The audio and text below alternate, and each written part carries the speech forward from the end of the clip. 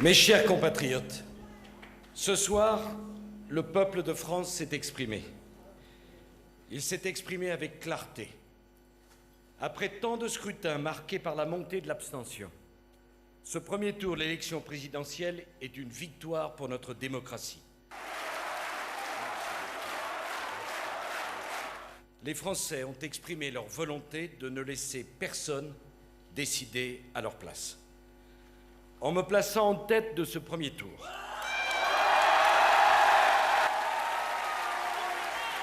et en plaçant Madame Royal en deuxième position, ils ont marqué clairement leur souhait d'aller au bout du débat entre deux idées de la nation, deux projets de société, deux systèmes de valeurs, deux conceptions de la politique.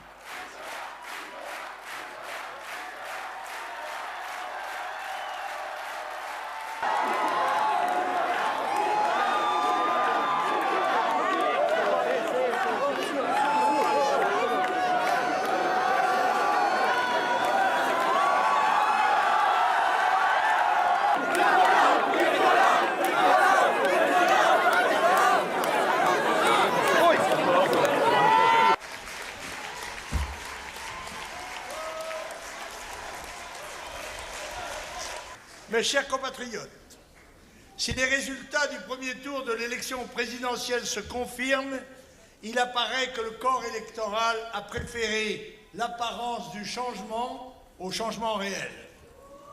Ce sont en effet les deux candidats présélectionnés par les médias et les instituts de sondage qui participeront au second tour. Dans cette perspective, j'appelle tous nos concitoyens à se mobiliser massivement en faveur des candidats du Front National pour les élections législatives des 10 et 17 juin prochains.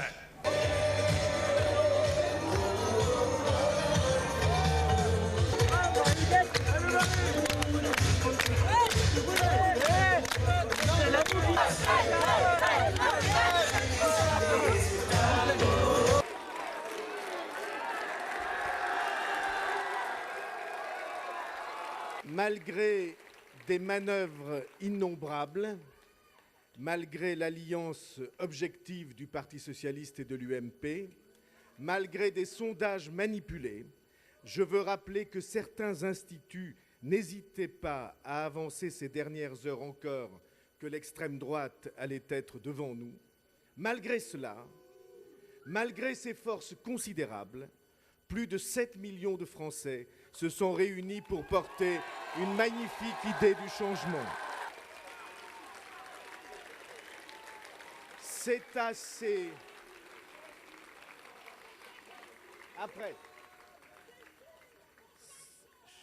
C'est à ces millions de Français que je pense. Ils ont fait une magnifique campagne électorale. Ils ont formé une force nouvelle, la seule force nouvelle de la politique française. Ils ont ouvert un chemin d'espoir pour la France et ce chemin d'espoir ne s'arrêtera pas.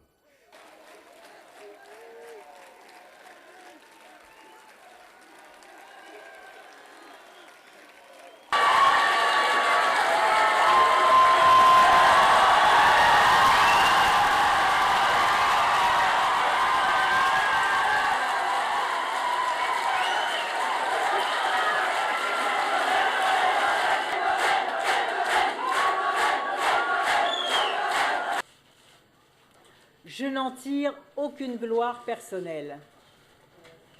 Vous me donnez une responsabilité majeure, celle de porter le combat du changement pour que la France se relève.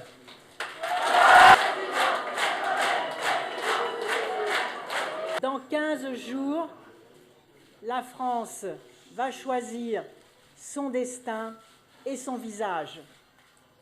Je lance un appel à toutes celles et ceux qui veulent que la France fasse triompher la République du respect, parce que nous savons qu'il n'y a pas de liberté sans justice, qu'il n'y a pas d'efficacité économique sans progrès social.